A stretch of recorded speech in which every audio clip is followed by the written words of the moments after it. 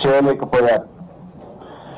కాగితాల మీద అంకెల మీద తప్ప ప్రజల కష్టాలు తీర్చడంలో గాని 6 గ్యారెంటీల అమలు విషయంలో ఈ ప్రభుత్వానికి చిత్తశుద్ధి లేదని మరొకసారి స్పష్టంగా అర్థమైపోయింది. ముఖ్యంగా బీసీ, ఎస్సీ, ఎస్టీ, మైనారిటీ డిక్లరేషన్లు కేవలం ఓట్ల కోసమే తప్ప ఆ వర్గాల బాగు కోసం కాదని ఈ బడ్జెట్ నిరూపించింది. గత బడ్జెట్ లో పథకాలు పెట్టి నిధులు ఖర్చు చేయని పథకాలకు తిరిగి మళ్ళీ ఇది ఈ బడ్జెట్ లో కూడా అవే పథకాలు, అదే నామస్మరణ, అదే కేటాయింపు. ఎట్లా నమ్మాలి? పోయిన బడ్జెట్ లో రాజీవ్ యువ వికాసానికి 6,000 కోట్లు పెట్టామన్నారు, 6 పైసలు కూడా ఖర్చు పెట్టలేదు. మళ్ళీ ఈ బడ్జెట్ ప్రసంగంలో మళ్ళీ అదే రాజీవ్ యువ వికాసం పథకం గురించి ఏదో గొప్పగా చెప్పారు. పోయిన బడ్జెట్ లో చెప్పారు, బల్లెలు కొట్టారు, 6 పైసలు ఖర్చు పెట్టలే. తిరిగి మళ్ళీ అదే పాట పాడింది ఈ బడ్జెట్ లో.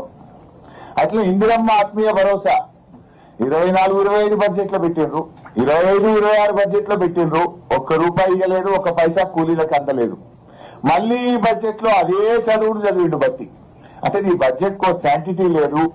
బడ్జెట్ అనేది కేవలం అంకెలు, మాటల గారడిగా మార్చింది తప్ప మీ కేటాయింపుల ఖర్చు విషయంలో, ప్రజలకు పథకాలు అందించడంలో చిత్తశుద్ధి లేదు అని అర్థమైతా ఉంది.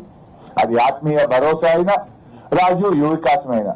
ఆ రాజీవ్ గాంధీ పేరు పెట్టి ఆయన ఆత్మ క్షోభించే విధంగా చేసిండ్రు, ₹1 ఖర్చు పెట్టలేదు రాజీవ్ యువ వికాసం.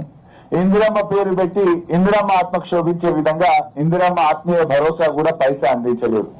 అంటే కనీసం మీ నాయకులని చెప్పుకునే మీ ఇందిరమ్మ పేరు మీద పెట్టిన పథకం, మీ రాజీవ్ యువ వికాసం అని రాజీవ్ గాంధీ గారి మీద పెట్టిన పథకానికే ₹1 ఇయ్యలేదు, ₹1 ఖర్చు పెట్టలేదంటే మీదంతా కూడా బట్టి బడ్జెట్, బడా జూటా బడ్జెట్, బట్టి బడ్జెట్, బోగస్ బడ్జెట్ అనేటువంటిది చాలా స్పష్టంగా అర్థమైతా ఉంది. అసెంబ్లీ ఎన్నికల టైంలోనేమో అభయహస్తం, ఇవాళ 3వ బడ్జెట్ చూసిన తర్వాత అది అభయహస్తం కాదు, రిక్తహస్తం అని అర్థమైపోయింది. తెలంగాణను, హైదరాబాద్ ను 3 ముక్కలు చేయడం తప్ప ఈ బడ్జెట్ లో విజన్ లేదు. బడ్జెట్ లో చూస్తే ఆ క్యూర్ ఆ 3 ముక్కలాట తప్ప బడ్జెట్ లో ఎక్కడ కూడా విజన్ కనబడలేదు. మాకు ఓటు వేసిన ప్రజలకు వెన్నుపోట్లు వచ్చారు. ఇవాళ బడ్జెట్ చూస్తే మహిళలకు 2,500 ఇస్తామన్నారు, మొండి చెయ్యి. వృద్ధులకు 4,000 పెన్షన్ ఇస్తామన్నారు, మొండి చెయ్యి. ఉద్యోగస్తుల పాత బకాయిలు ఇచ్చే విషయంలో, పిఆర్సీ, డిఏ విషయంలో ఉద్యోగస్తులకు మొండి చేయి.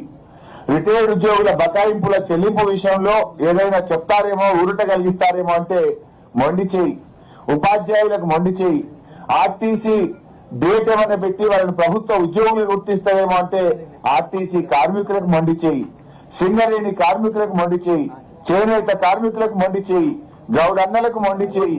యాదవ సోదరులకు 2వ దశ గొర్రెలు ఇస్తారేమో అంటే మొండి చెయ్యి.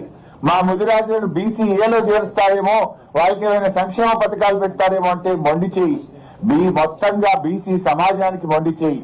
బీసీ సప్లైన్ పెట్టడం, ఏటా 20,000 కోట్లు పెట్టమన్నారు.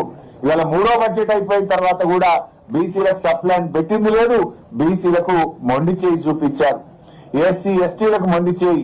అగ్రవర్ణ పేదలకు, బ్రాహ్మణులకు, వైశ్యులకు మొండి చేయి. మైనార్టీలకు మొండి చేయి. ఇవాళ ఆశా, అంగన్వాడీ వర్కర్లకు, చిరు ఉద్యోగులకు మొండి చేయి. మైనార్టీలకు మొండి చేయి. మైనార్టీలకు సప్లైన్ అమలు చేస్తాం అని చెప్పారు, కానీ ఇలా మైనార్టీలకు కూడా ఈ బడ్జెట్ లో మొండి చేయి చూపించారు. ఈ బడ్జెట్ లో సకల జనులకు దక్కింది గుండు సున్నా తప్ప ఏమీ లేదంతా అంకెల గారిడి, మాటల గారిడి తప్ప వీళ్ళ బడ్జెట్ లో పేదల పట్ల నిజాయితీ లేదు, చిత్తశుద్ధి లేదు అనేటువంటిది అర్థమవుతా ఉంది. అప్పు మాత్రం దండిగా చేసిండ్రు. 3 ఏళ్లు నిండక ముందే 3.5 లక్షల కోట్ల అప్పు చేశామని చెప్పి వాళ్ళ లెక్కలు చెప్తా ఉన్నాయి. మరి 3.5 లక్షల కోట్ల అప్పులు చేసి ఏమైనా కట్టిండ్రా? బీఆర్ఎస్ పార్టీ ఓ సెక్రటరియట్ కట్టింది, ఓ అంబేద్కర్ కట్టింది, ఓ కాళేశ్వరం కట్టింది, ఓ మిషన్ భగీరథ కట్టింది, చెక్ డ్యాములు కట్టింది, చెరువులు కట్టింది. బీఆర్ఎస్ ఎన్నో ఆస్తుల కల్పన చేసింది. మరి మీరు 3.5 లక్షల కోట్ల అప్పు తెచ్చి చేసింది ఏముంది? అసలు మన రాష్ట్ర చరిత్రలో ఎప్పుడు పెరగనంత డెట్ టు జిఎస్డిపి రేషియో విపరీతంగా పెరిగింది. డెట్ టు జిఎస్డిపి కాంగ్రెస్ ప్రభుత్వం వచ్చిన 27% ఉంటే 2 ఏళ్లలోనే అది 29% పెరిగింది. ఒకప్పుడు తెలంగాణ డెట్ టు జిఎస్డిపిలో భారతదేశంలో అతి తక్కువ డెట్ టు జిఎస్డిపి ఉన్న రాష్ట్రంగా బీఆర్ఎస్ హయాంలో తెలంగాణ రాష్ట్రం ఉంటే ఈ రోజు ఎక్కువ పెరిగిపోయింది, 29% కు పెరిగింది. అసలు ఇంకా ఆయన బట్టి గారు అంబేద్కర్ సూక్తులు చెప్తా ఉన్నాడు, రాజ్యాంగ విలువల గురించి మాట్లాడుతున్నాడు. వెనుక ఫిరాయింపు ఎమ్మెల్యేలను కూర్చోబెట్టుకొని రాజ్యాంగ విలువల గురించి మాట్లాడడం విడ్డూరం. మీ వెనక ఎవరిని కూర్చొని పెట్టినావు? పార్టీ బీఆర్ఎస్ పార్టీ ఎమ్మెల్యేలను కొనుక్కొని ఫిరాయింపు ఎమ్మెల్యేలను మీ వెనక కూర్చోబెట్టుకొని నువ్వు అంబేద్కర్ సూక్తులు రాజ్యాంగ విలువల గురించి మాట్లాడడం ఇది సిగ్గుచేటు. అసలు బీఆర్ఎస్ 10 ఏళ్ల కాలంలో, మా 10 ఏళ్ల పాలనలో బూడిద నుంచి ఫీనిక్స్ పక్షిలాగా ఈ రాష్ట్రాన్ని ఎగిరింపజేసింది బీఆర్ఎస్. కానీ మీరు ఆ ఫీనిక్స్ పక్షిని బూడిద చేసిన పాపం ఈ 2 ఏళ్ల కాంగ్రెస్ పాలనది. అసలు మీరు ఒక్కటన్నా ఉండదా?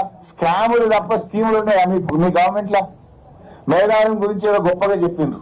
మేడారం టెండర్లలో ఏం జరిగిందో మేం చెప్పలే, మీ కేబినెట్ మంత్రి గారి కుమార్తెనే చెప్పింది. ఆ టెండర్ మాకు దక్కిందని కోపంతో టెండర్ ను రద్దు చేశారు. ఆ టెండర్ ను ఆర్ఎండ్బి శాఖకి ఇచ్చి పొంగిలేటి గారు దక్కించుకున్నారు అని మీ కేబినెట్ మంత్రి బిడ్డే చెప్పింది కదా.